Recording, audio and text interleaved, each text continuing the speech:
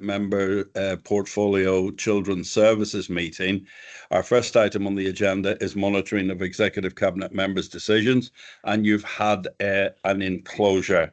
Any comments, questions, queries?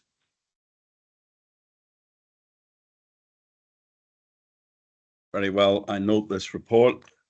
Item 2 is the financial monitoring report, and I think Julie's going to take us through this. Julie? Yeah, thank you, Chair. So the report provides the financial projected position for 24-25 financial year as at Q3. The projected outturn remains unchanged from Q2, which is a £13 million deficit on the local authority block and a £6 million deficit on the dedicated schools grant. It should also be noted that the savings have been reduced in this quarter due to the financial position and the demands within the department. The report also notes the capital position and the reserves position for the children's services and the DSG, and there's lots of noting of the recommendations and a couple of actions to be agreed, including the delegated authority for procurement of contract agency staff and the delegated authority to call off frameworks for capital. So, is there any questions? Okay, thank you, Julie. Colleagues, any questions, please? Comments?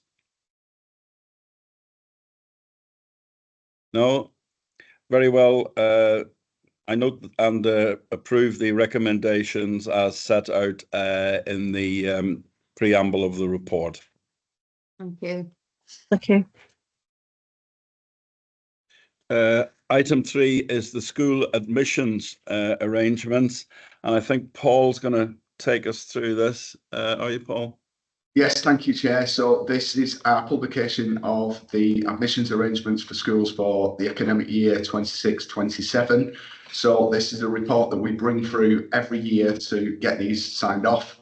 There's no significant changes to the admissions criteria this time. The only difference is the determination of the published admission number for Myden Primary School, which is reduced to 30, and that's following a consultation that the school ran with the local community that didn't receive any negative responses. Happy to take any questions on the contents of the report.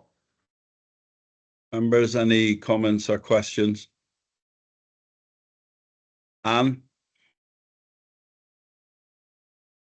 Thank you.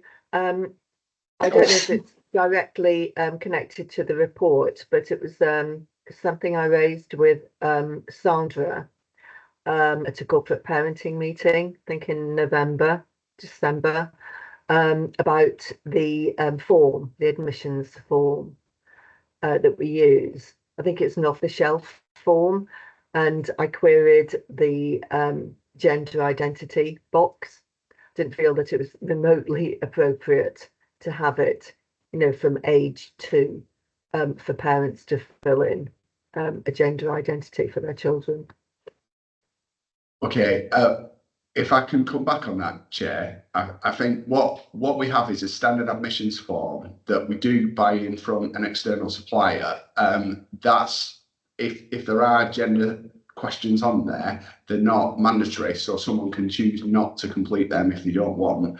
And we can come back to you with a bit more information on the detail of how that's developed and what we're going to do with that next outside of the meeting, if that's okay. Okay. Oh, okay, Anne, is that all right? Yeah. Okay. Thank you. Then I approve the recommendations again as set out in the preamble of this report. Item 4 is the dedicated schools grant, and again I think Julie's going to take us through this. Julie, please.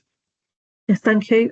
This report is to approve the allocation of the dedicated schools grant for 25-26, and the main part of the report is the schools forum recommendations from its meeting on the 17th of January. The main items is to agree the funding formula, the allocation of the DSG to funding formula, and the early years funding rates for the early years entitlements for 25-26. It also covers growth fund, de-delegation, and the central services block. And the exec members asked to agree the allocation of the dedicated schools grant for 25-26. Members, any questions at all, queries? No. Very well. I agree the allocation of the dedicated schools grant as set out in the report before us now. Thank you. And now into confidential items, please. Sue, if you could stop the recording, please. I will do, thank you. I'll let you know, just bear with me.